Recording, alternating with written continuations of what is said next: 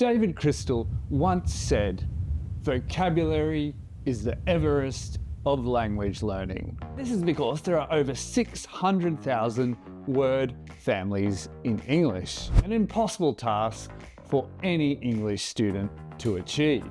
The good news is we don't need students to learn all those words.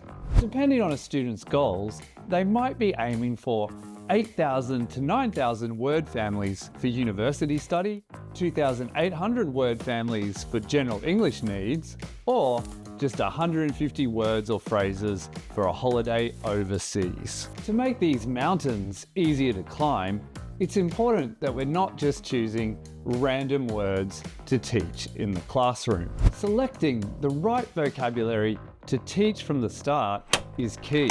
So in this video, I'm going to reveal steps to help you select the best vocab to teach in your class.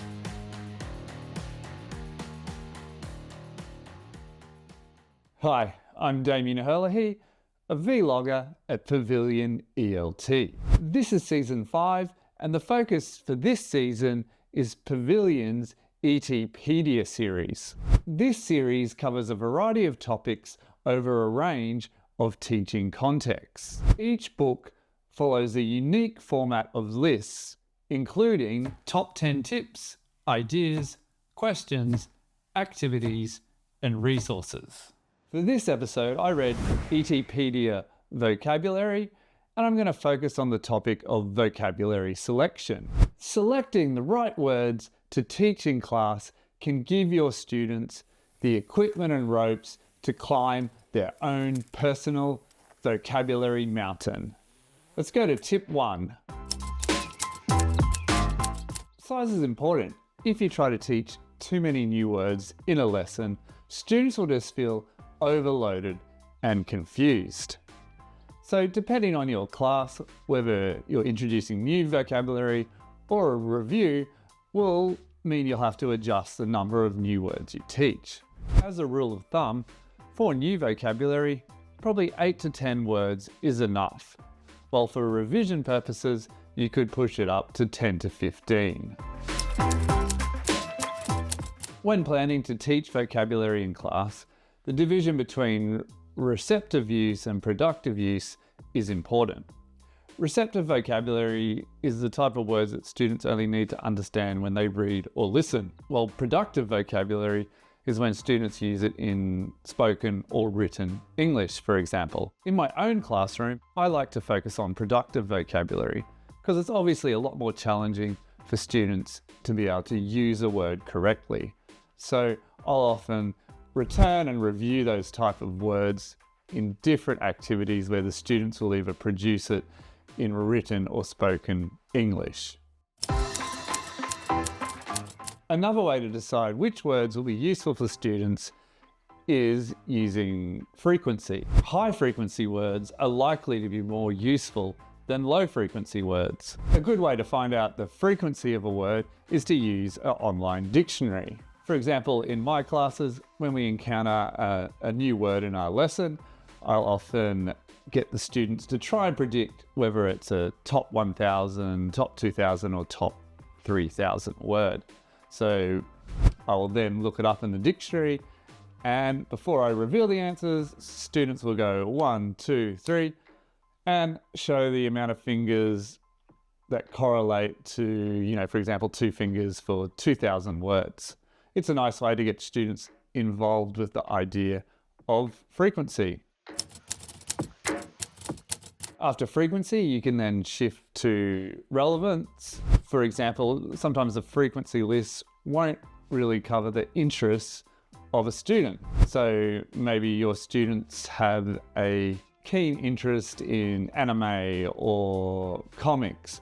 So sometimes sharing words connected to those topics will be useful to the students. Also, this is the case, and it's very clear in English for specialized purposes. When you're teaching, for example, business, you'll be focusing on a lot more business vocabulary for your students' needs. Also, be careful to avoid bias and stereotypes when selecting vocab for your class. For example, when teaching family vocabulary, think about non-traditional families too. Include vocab such as stepfather, stepmother, and also partner to reflect single parents or same-sex couples. Also, sometimes materials from course books, though they are getting better at this, can be very Anglo-centric. So make sure you're supplementing the vocabulary and the flashcards with images that are more reflective of the cultures in your classroom. Avoid similar words that can cause interference. Giving students synonyms such as scared and frightened at the same time to learn can cause confusion for students. One way to avoid this is to choose words from the same theme, but use different parts of speech for those words. For example, if you were doing a lesson on feelings, instead of just choosing adjectives, include verbs and nouns too. Many words in English have more than one sense too. Looking at the very common words, you can even get up to 10 different senses for that word. For example, free can mean costing no money or not restricted or controlled. Don't try to introduce these two senses at the same time, as it can cause confusion once again. Pick one sense of the word. Once again, high frequency is probably best, and focus on that one sense in your vocabulary activities for your lesson. Making connections between different senses and parts of speech can be useful later on as you encounter this word again and again in your lessons. Remember, no word is an island, so don't get stuck on individual word vocabulary lists. Make sure you also include things like phrases, collocations, and idiomatic language. Going beyond the word means students have much more confidence in using that word in spoken or written English. Some words in your materials you don't need to teach or spend a lot of time on. For example, in a reading in the classroom, I'll often grade the words and think, okay, which ones are important for the students to have that in-depth knowledge, and which ones do they just need a quick translation. So for less important words, we'll do a quick translation, while the ones which are high frequency or useful to them or they'll need to use productively, we'll spend more time on. Unfortunately, students don't learn a word the first time they see it. This means revisiting and recycling vocabulary.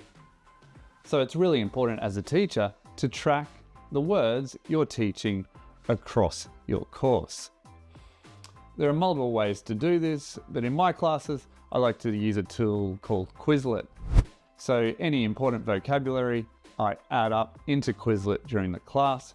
So this serves two purposes. It's tracking this vocabulary, and then also I can either share these lists with students to use at home, and also do revision activities in class using some of the games and functions within Quizlet itself. So that's a sample from the book ETpedia Vocabulary. If you want a copy of this book with a further 490 activities and ideas about vocabulary, then check out the link in the description. Now I'd love to hear from you.